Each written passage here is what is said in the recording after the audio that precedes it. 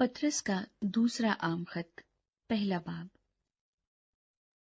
शमौन पतरस की तरफ से, जो यीशु मसीह का बंदा और रसूल है, उन लोगों के नाम जिन्होंने हमारे खुदा और मुनज्जी यीशु मसीह की रास्तबाजी में हमारा सा कीमती ईमान पाया है।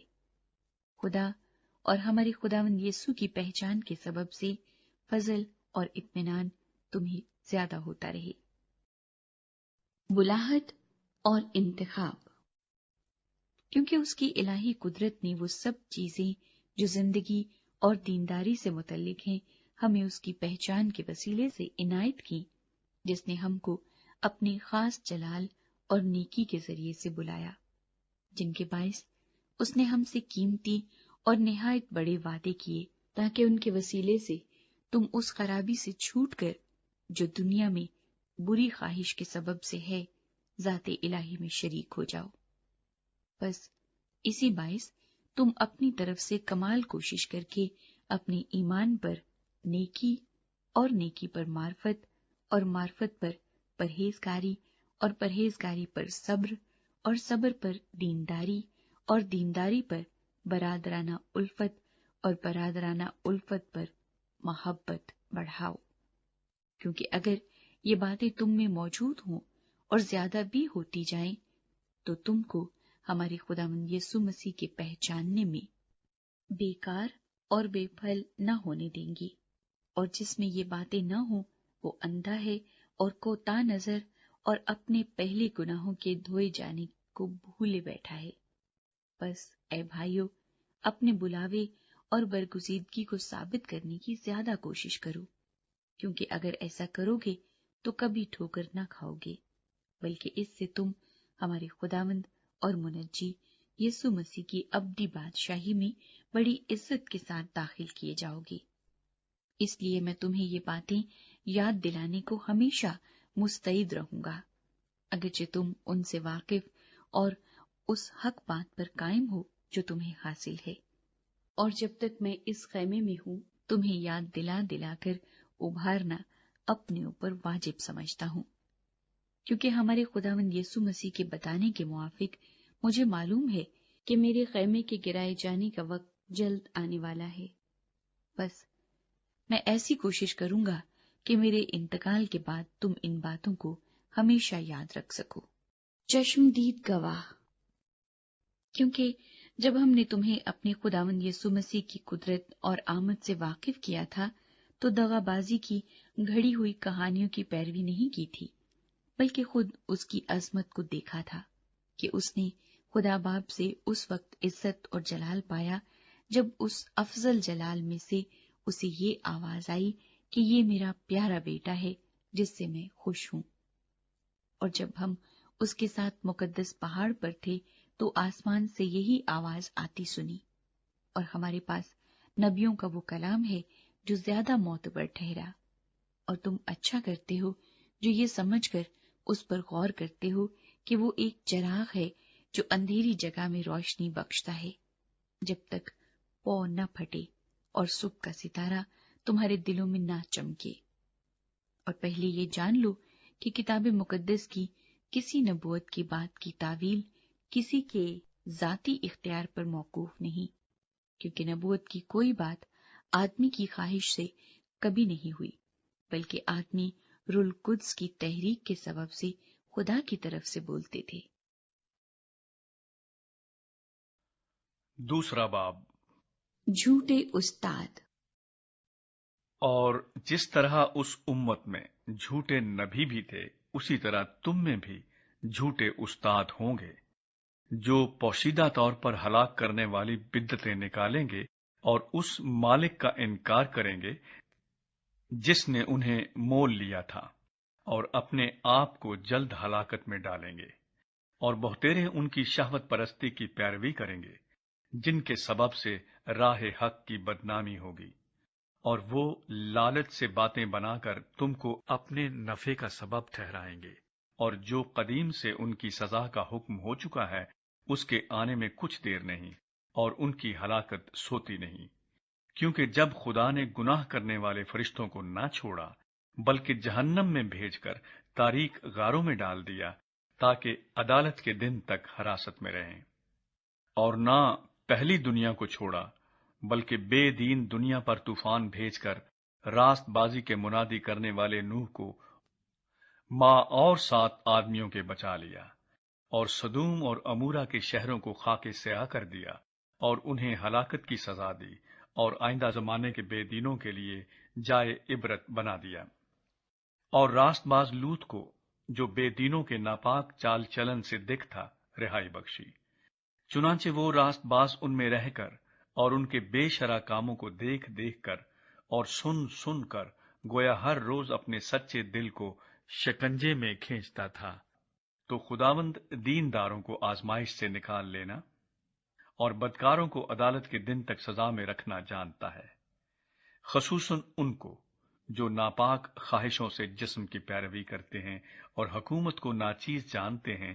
وہ گستاخ اور خود رائے ہیں اور عزت داروں پر لان تان کرنے سے نہیں ڈرتے، باوجود کہ فرشتے جو طاقت اور قدرت میں ان سے بڑے ہیں خداوند کے سامنے ان پر لان تان کے ساتھ نالش نہیں کرتے۔ لیکن یہ لوگ بے عقل جانوروں کی مانند ہیں جو پکڑے جانے اور ہلاک ہونے کے لیے حیوان مطلق پیدا ہوئے ہیں۔ جن باتوں سے ناواقف ہیں ان کے بارے میں اوروں پر لان تان کرتے ہیں، اپنی خرابی میں خود خراب کیے جائیں گے۔ دوسروں کے برا کرنے کے بدلے انہی کا برا ہوگا۔ ان کو دن دہاڑے عیاشی کرنے میں مزہ آتا ہے۔ یہ داغ اور عیب ہیں۔ جب تمہارے ساتھ کھاتے پیتے ہیں تو اپنی طرف سے محبت کی ضیافت کر کے عیش و عشرت کرتے ہیں۔ ان کی آنکھیں جن میں زناکار عورتیں بسی ہوئی ہیں گناہ سے رک نہیں سکتی۔ وہ بے قیام دلوں کو پھنساتے ہیں، ان کا دل لالچ کا مشاق ہے۔ وہ لعنت کی اولاد ہیں، وہ سیدھی راہ چھوڑ کر گمراہ ہو گئے ہیں اور باور کے بیٹے بلعام کی راہ پر ہو لیے ہیں، جس نے ناراستی کی مزدوری کو عزیز جانا، مگر اپنے قصور پر یہ ملامت اٹھائی کہ ایک بے زبان گدھی نے آدمی کی طرح بول کر اس نبی کو دیوانگی سے باز رکھا۔ وہ اندھے کنویں ہیں اور ایسے کہر جسے آندھی اڑاتی ہے ان کے لیے بے حد تاریکی دھری ہے۔ وہ گھمنڈ کی بےہودہ باتیں بک بک کر شہوت پرستی کے ذریعے سے ان لوگوں کو جسمانی خواہشوں میں پھنساتے ہیں جو گمراہوں میں سے نکل ہی رہے ہیں۔ وہ ان سے تو آزادی کا وعدہ کرتے ہیں اور آپ خرابی کے غلام بنے ہوئے ہیں، کیونکہ جو شخص جس سے مغلوب ہے وہ اس کا غلام ہے۔ اور جب وہ خداوند اور منجی یسوع مسیح کی پہچان کے وسیلے سے دنیا کی آلودگی سے چھوٹ کر پھر ان میں پھنسے اور ان سے مغلوب ہوئے تو ان کا پچھلا حال پہلے سے بھی بدتر ہوا، کیونکہ راست بازی کی راہ کا نہ جاننا ان کے لیے اس سے بہتر ہوتا کہ اسے جان کر اس پاک حکم سے پھر جاتے جو انہیں سونپا گیا تھا۔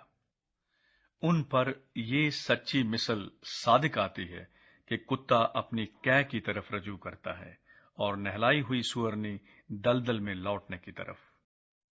تیسرا باب، یسوع مسیح کی آمد ثانی کا وعدہ۔ اے عزیزو، اب میں تمہیں یہ دوسرا خط لکھتا ہوں اور یاد دہانی کے طور پر دونوں خطوں سے تمہارے صاف دلوں کو ابھارتا ہوں کہ تم ان باتوں کو جو پاک نبیوں نے پیشتر کہیں اور خداوند اور منجی کے اس حکم کو یاد رکھو جو تمہارے رسولوں کی معرفت آیا تھا۔ اور یہ پہلے جان لو کہ آخر دنوں میں ایسے ہنسی ٹھٹھا کرنے والے آئیں گے جو اپنی خواہشوں کے موافق چلیں گے اور کہیں گے کہ اس کے آنے کا وعدہ کہاں گیا، کیونکہ جب سے باپ دادا سوئے ہیں اس وقت سے اب تک سب کچھ ویسا ہی ہے جیسا خلقت کے شروع سے تھا۔ وہ تو جان بوجھ کر یہ بھول گئے کہ خدا کے کلام کے ذریعے سے آسمان قدیم سے موجود ہیں اور زمین پانی میں سے بنی اور پانی میں قائم ہے۔ انہی کے ذریعے سے اس زمانے کی دنیا ڈوب کر ہلاک ہوئی، مگر اس وقت کے آسمان اور زمین اسی کلام کے ذریعے سے اس لیے رکھے ہیں کہ جلائے جائیں، اور وہ بے دین آدمیوں کی عدالت اور ہلاکت کے دن تک محفوظ رہیں گے۔ اے عزیزو، یہ خاص بات تم پر پوشیدہ نہ رہے کہ خداوند کے نزدیک ایک دن 1000 برس کے برابر ہے اور 1000 برس ایک دن کے برابر۔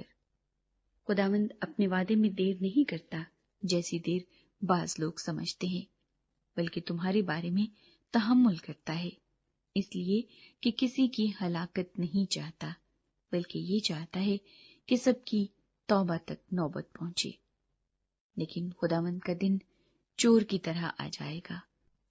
اس دن آسمان بڑے شور و غل کے ساتھ برباد ہو جائیں گے اور اجرام فلک حرارت کی شدت سے پگھل جائیں گے اور زمین اور اس پر کے کام جل جائیں گے۔ جب یہ سب چیزیں اس طرح پگھلنے والی ہیں تو تمہیں پاک چال چلن اور دینداری میں کیسا کچھ ہونا چاہیے، اور خدا کے اس دن کے آنے کا کیسا کچھ منتظر اور مشتاق رہنا چاہیے، جس کے باعث آسمان آگ سے پگھل جائیں گے اور اجرام فلک حرارت کی شدت سے گل جائیں گے۔ لیکن اس کے وعدے کے موافق ہم نئے آسمان اور نئی زمین کا انتظار کرتے ہیں جن میں راست بازی بسی رہے گی۔